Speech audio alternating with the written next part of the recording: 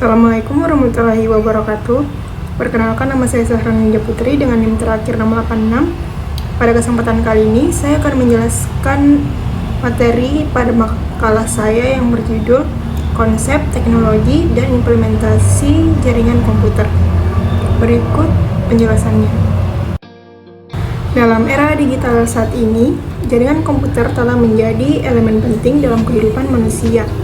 Jaringan ini memungkinkan pertukaran data dan informasi berlangsung secara cepat dan efisien, mendukung berbagai kebutuhan mulai dari pribadi hingga profesional, termasuk sektor pendidikan, pemerintahan, dan juga hiburan.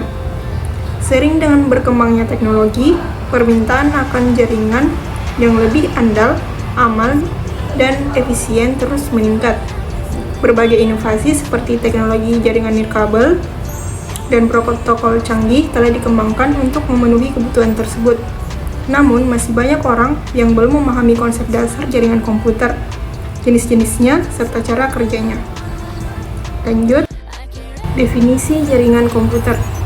Jaringan komputer adalah sistem yang menghubungkan dua atau lebih perangkat untuk memungkinkan komunikasi dan berbagai sumber daya seperti data dan aplikasi.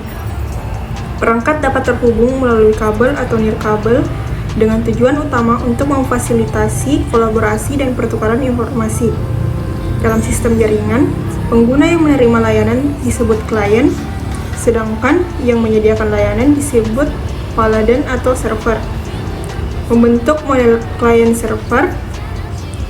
Server berfungsi menyimpan, mengelola, dan memberikan akses sesuai permintaan, sementara klien mengakses layanan tersebut.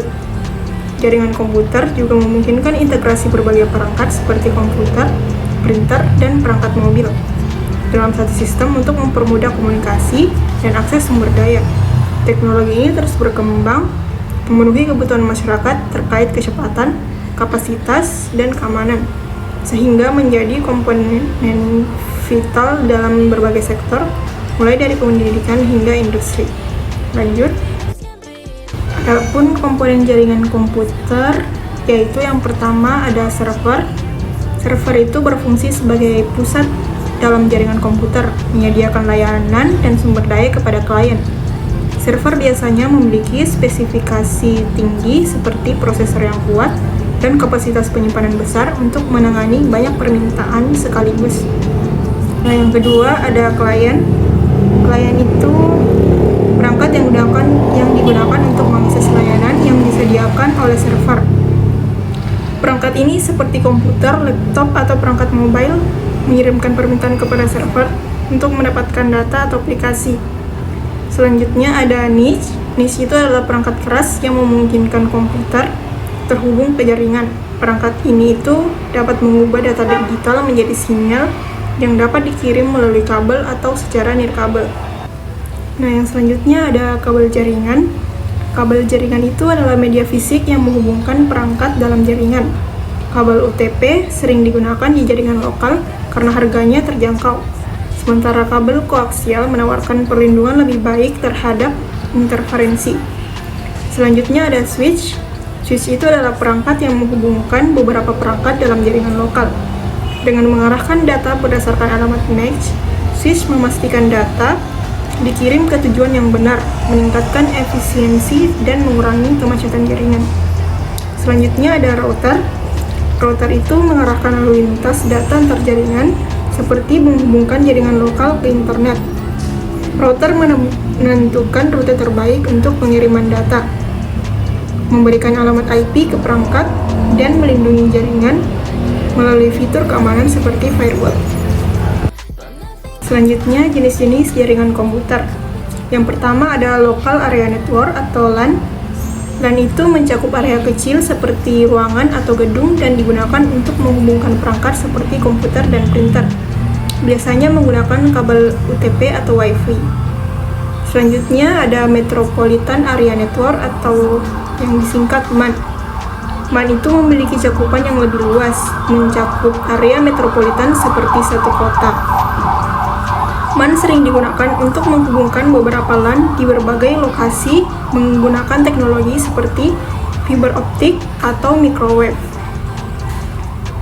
Selanjutnya ada Wide Area Network atau WAN. WAN itu mencakup wilayah yang sangat luas, bahkan melintasi negara atau benua seperti internet. WAN menghubungkan LAN dan MAN di lokasi yang terpisah jauh. Selanjutnya ada Personal Area Network atau PAN. PAN itu digunakan untuk perangkat pribadi dalam jarak dekat, seperti ponsel, laptop, atau smartwatch. PAN menggunakan teknologi nirkabel seperti Bluetooth atau Wi-Fi untuk mempermudah koneksi antar perangkat, seperti transfer file atau penggunaan headset nirkabel. Selanjutnya saya akan membahas mengenai topologi jaringan. Topologi jaringan terdiri dari berbagai jenis. Yang pertama, saya akan menjelaskan mengenai topologi bus. Topologi bus itu menghubungkan semua perangkat pada satu kabel utama, memungkinkan komunikasi langsung antar perangkat dengan biaya instalasi rendah. Namun, jika kabel utama bermasalah, seluruh jaringan akan terganggu. Selanjutnya ada topologi ring. Topologi ring itu adalah perangkat terhubung membentuk lingkaran dan data mengalir satu arah dari perangkat ke perangkat berikutnya. Meski efisien dalam penggunaan bandwidth, gangguan pada satu koneksi dapat menghentikan seluruh jaringan. Selanjutnya ada topologi star. Topologi star itu semua perangkat terhubung ke perangkat pusat seperti hub atau switch. Ini mempermudah pemeliharaan, tetapi kerusakan pada perangkat pusat dapat mempengaruhi seluruh jaringan. Lalu ada topologi tree yang menggabungkan konsep bus dan star dengan struktur hierarkis, sehingga fleksibel untuk ekspansi. Namun, gangguan pada perangkat pusat utama dapat mempengaruhi banyak perangkat di cabangnya. Selanjutnya ada topologi mesh, yaitu menyediakan koneksi langsung antar semua perangkat, menciptakan banyak jalur alternatif untuk data. Meski sangat andal, biaya dan kompleksitas instalasinya cukup tinggi. Dan yang terakhir ada topologi hybrid. Topologi hybrid ini mengombinasikan berbagai topologi, memungkinkan fleksibilitas sesuai kebutuhan. Namun, semakin kompleks hybridnya, semakin sulit pengelolaannya. Selanjutnya, protokol jaringan. Yang pertama ada TCP atau IP. TCP atau IP ini adalah protokol utama dalam jaringan internet. TCP memastikan data dipecah menjadi paket kecil, dikirim dan diterima secara lengkap serta dalam urutan yang benar. Sementara IP mengatur pemberian alamat unik bagi setiap perangkat di jaringan untuk memastikan data sampai ke tujuan yang tepat. Selanjutnya ada UDP, protokol ringan yang tidak menjamin pengiriman paket, cocok untuk aplikasi real-time seperti streaming video atau game online. Selanjutnya ada HTTP, digunakan untuk mengakses halaman web. Versi aman ada HTTPS, lindungi data dengan enkripsi selama transmisi. Selanjutnya ada FTP, yaitu memfasilitasi transfer file antar klien dan server, mendukung upload, download, dan pengelolaan file dalam mode teks atau biner. Lalu ada SMTP, yaitu mengatur pengiriman email antar server. SMTP memastikan email dapat dikirim dengan cepat ke penerima. Lalu ada DNS yang berfungsi untuk menerjemahkan nama domain menjadi alamat IP, mempermudah pengguna mengakses situs web menggunakan nama domain yang mudah diingat. Teknologi terkini dalam jaringan komputer. Yang pertama ada 5G. 5G itu adalah generasi kelima dari teknologi jaringan seluler, dengan kecepatan data yang sangat tinggi mencapai gigabyte per detik dan latensi yang sangat rendah. Teknologi ini memungkinkan aplikasi canggih seperti kendaraan otonom, operasi bedah jarak jauh, dan pengalaman imersif dalam virtual reality atau VR, dan serta augmented reality atau AR. Selanjutnya ada Internet of Things atau IoT. IoT itu adalah jaringan perangkat fisik yang saling terhubung melalui internet untuk bertukar data. IoT memungkinkan perangkat seperti sensor, kendaraan, dan peralatan rumah tangga bekerja secara cerdas. Dalam rumah pintar, IoT memungkinkan pengguna mengontrol perangkat dari jarak jauh, seperti menyalakan lampu atau memantau keamanan rumah melalui aplikasi. Selanjutnya ada cloud computing. Dengan cloud computing, data dan aplikasi tidak lagi harus disimpan di perangkat lokal, melainkan dapat diakses melalui internet. Hal ini memberikan fleksibilitas bagi perusahaan untuk mengelola sumber daya secara efisien, mengurangi biaya infrastruktur, dan meningkatkan kolaborasi antar tim yang tersebar di berbagai lokasi.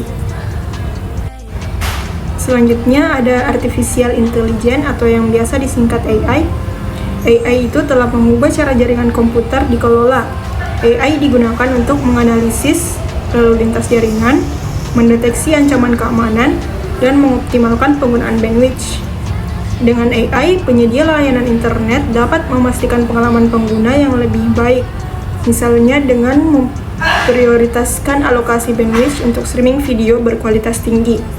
AI juga memainkan peran penting dalam meningkatkan keamanan jaringan karena mampu mendeteksi anomali seperti serangan cyber secara otomatis dan memberikan respon cepat sebelum ancaman tersebut menyebabkan kerusakan yang lebih besar. Keamanan jaringan. Keamanan jaringan merupakan elemen vital dalam pengelolaan jaringan komputer, terutama di tengah pesatnya perkembangan teknologi informasi. Ancaman terhadap jaringan tidak hanya mengancam integritas dan ketersediaan sistem, tetapi juga dapat menimbulkan kerugian besar, baik secara finansial maupun reputasi. Dalam memahami keamanan jaringan, penting untuk mengidentifikasi berbagai jenis ancaman yang ada, serta langkah-langkah pelindungan yang dapat diambil. Di antara ancaman dalam jaringan, yang pertama ada malware. Malware itu adalah perangkat lunak berbahaya yang mencakup virus, worm, ransomware, dan trojan. Malware sering menyusup melalui lampiran email mencurigakan atau unduhan dari sumber yang tidak terpercaya.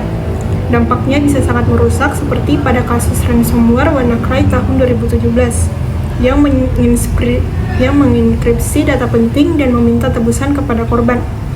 Selanjutnya ada phishing.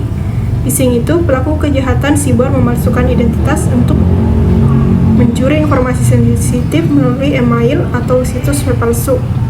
Phishing sangat berbahaya jika pengguna tidak waspada terhadap tanda-tandanya, seperti alamat email yang tidak sesuai atau kesalahan penulisan dalam pesan. Selanjutnya ada distributed denial of service. Server dibanjiri lalu lintas palsu hingga tidak dapat diakses. Serangan ini dapat merusak reputasi perusahaan dan menyebabkan kerugian finansial besar. Selanjutnya ada man in the middle attack, yaitu penyerang menyusup ke komunikasi antara dua pihak untuk mencuri atau memodifikasi data yang dikirimkan. Situasi ini sering terjadi di Wi-Fi publik yang tidak aman sehingga pengguna disarankan menggunakan VPN atau jaringan yang lebih aman. Nah, untuk pencegahannya itu kita bisa memakai firewall dan antivirus yang bertindak sebagai pelindung utama terhadap akses tidak sah dan malware. Firewall mengontrol lalu lintas jaringan, sementara antivirus mendeteksi dan menghapus ancaman berbahaya. Selanjutnya ada enkripsi data. Enkripsi data melalui teknologi SSL atau TLS sangat penting untuk memastikan keamanan informasi selama transfer data, terutama dalam transaksi online.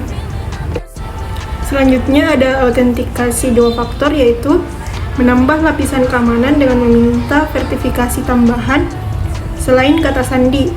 Ini dapat berupa kode yang dikirimkan ke ponsel pengguna sehingga sulit bagi penyerang untuk mendapatkan akses tidak sah. Dan yang terakhir ada pendidikan pengguna, yaitu dengan meningkatkan kesadaran pengguna melalui pelatihan dan simulasi serangan. Mereka dapat lebih waspada terhadap ancaman seperti phishing atau tautan mencurigakan, serta mempraktikkan kebiasaan keamanan yang baik seperti membuat kata sandi yang kuat. Kesimpulan dari materi yang telah saya jelaskan adalah jaringan komputer memainkan peran krusial dalam kehidupan modern dengan teknologi terkini seperti 5G, IoT, dan cloud computing yang mengubah cara kita berkomunikasi dan bekerja. Namun, kemajuan ini juga dihadapkan pada tantangan keamanan yang memerlukan langkah-langkah pelindungan seperti firewall, enkripsi, dan edukasi pengguna. Implementasi jaringan di berbagai sektor, mulai dari perusahaan hingga rumah tangga, menunjukkan manfaat signifikan dalam efisiensi operasional dan akses informasi. Oleh karena itu, penting bagi kita untuk terus beradaptasi dan meningkatkan pengetahuan tentang jaringan komputer untuk memanfaatkan potensinya secara optimal di masa depan. Dan saran saya adalah diharapkan semua pihak, mulai dari pembaca yang baru mempelajari jaringan komputer hingga pengembang teknologi, peneliti, dan institusi pendidikan dapat memahami pentingnya teknologi ini dan berkontribusi pada pengembangan serta penerapannya. Pembaca sebaiknya memanfaatkan jaringan komputer secara efektif dalam kehidupan sehari-hari, sementara pengembang perlu terus berinovasi untuk menciptakan solusi yang lebih aman dan efisien. Penelitian lanjutan diperlukan untuk menemukan metode pengelolaan data yang lebih baik, serta memanfaatkan teknologi terkini dalam keamanan jaringan. Selain itu, institusi pendidikan diharapkan memperkuat kurikulum terkait agar generasi muda dapat menjadi pencipta inovasi di bidang jaringan. Sekian dari saya. Wassalamualaikum warahmatullahi wabarakatuh.